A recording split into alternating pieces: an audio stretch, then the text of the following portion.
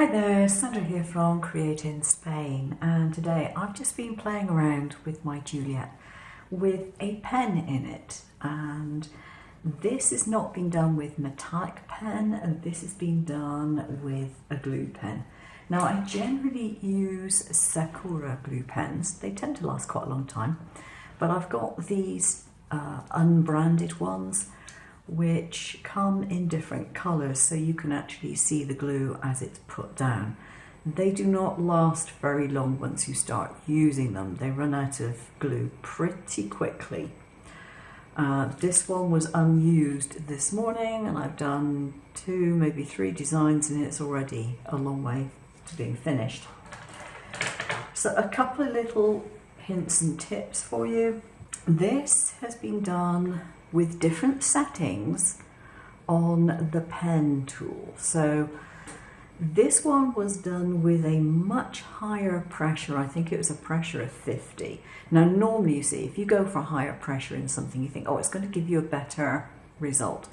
In the case of pens, and particularly in glue pens, it doesn't. You want to go for as light a pressure as you can and still actually get it to work. The reason for that with glue pens is that the glue sinks down into the card if you've got a higher pressure. More pressure, indent into the card, glue doesn't flow as freely and therefore you don't get as much glue on it.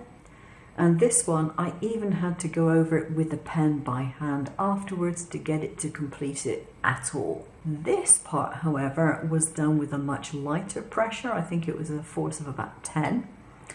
And it was done twice. This one put down a decent amount of glue and I was able to foil this quite easily. I could tell that it was foiling well. And they were both foiled with the same foil, by the way. I didn't use different brands or anything. They were both from the same piece of foil. So if you want to do foiling with a pen, don't have too high a pressure because it will stop your glue from coming out as well as it should. If you go too fast, you won't get enough glue out. If you go too slow, you'll go through glue far faster and you'll end up with puddles, and then that doesn't work either. But it depends very much on the type of card or paper that you are using. To get the results necessary, I suggest you just do a little test and see what you get. But that's not too bad. I'm not overly happy with this bit, so I may well cut that off to make a card, but this bit I do quite like. So the other thing that you can do is use your glue pen and then you can apply embossing powder. Now the only thing with this, as you can see on this card, it's a little bit warped. I would need to put it under something heavy for a while to flatten it. But other than that, it works very well. This one was done with Wow Metallic Silver regular embossing powder, in case you're wondering.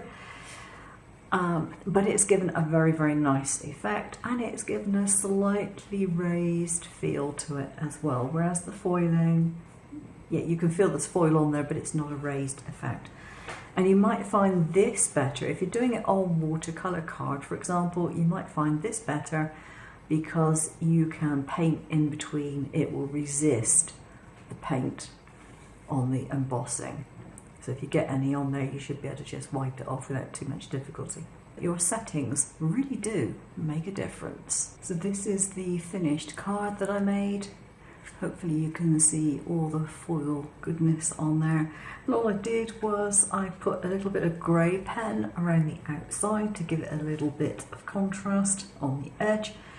Added some gems there, one for the dot over the eye, and a little pale silver bow. So that's it. Pretty classic, pretty straightforward. Most of it was done with the pen on the Siser Juliet. Thanks for watching. I'll see you again soon. Take care now.